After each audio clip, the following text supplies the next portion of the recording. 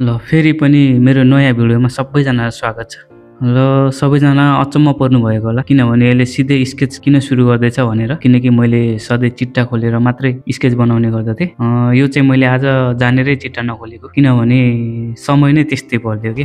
दाइ र म चाहिँ केही समयदेखि आजको दिनसम्म सँगै काम गर्दै आइरहेका थियौँ र दाइ चाहिँ अब केही दिनमा 12-13 वर्षको वैदेशिक यात्रालाई समापन गर्दै नेपाल फर्किँदै हुनुहुन्छ होइन। अब हाम्रो पछि भेट होला नहोला त्यसकारण चाहिँ यो केही दिन मात्रै बाँकी छ, त्यसैले मैले चाहिँ दाइ यतै हामी सँगै हुँदै यो स्केच चाहिँ बनाएर दिन सकौँ भनेर चाहिँ मैले आज चिट्टा नखोलिकन सिधा स्केच सुरु गरेको छु है त। र दाइसँग जति पनि समय बिताएँ त्यो समय अवधिको मैले एउटा स्टोरी बताउन जाँदैछु होइन।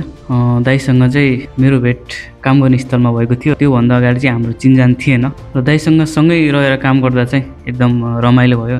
दाइ सहयोगी अनि नजाने कुरा सोधेको खण्डमा मजाले बताइदिनुहुन्थ्यो होइन, र त्यो कारणले पनि मलाई सजिलो भयो र दाइ सहयोगी पनि हो। जस्तै मैले काम गरिरहेको बेलामा आएर होइन के गरौँ कसो गरौँ, भाइ हेल्प चाहिन्छ के चाहिन्छ भनेर सोधिराख्नुहुन्थ्यो र गर्नुहुन्थ्यो पनि। र आजको दिनसम्म आउँदा चाहिँ दाइसँग एकदम राम्रो समय बित्यो र आगामी दिनको लागि पनि दाइलाई धेरै धेरै शुभकामना। अब यो देश छोडेर जाँदै हुनुहुन्छ होइन।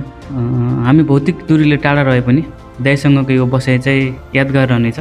फुर्सदिलो समयमा हामी इन्टरनेटको माध्यमबाट बोल्न पनि सकिहालिन्छ दाइ होइन।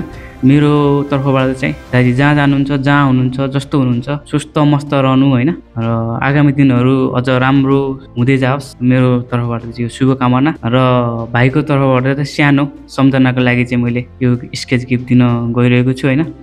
हुन त मलाई खासै राम्रो बनाउन त आउँदैन, त्यति डिटेल भर्न आउँदैन, त्यही पनि चाहिँ भोलि यो स्केच हेर्दाखेरि मेरो चाहिँ चर्लकै याद आओस् भन्ने सोचेर चाहिँ मैले दाइलाई यो स्केच गिफ्ट दिन खोजेँ होइन। यो चाहिँ भाइको तर्फबाट स्वीकार्नु दाइ। ल अब चाहिँ आजलाई चाहिँ यति नै, बाई बाई।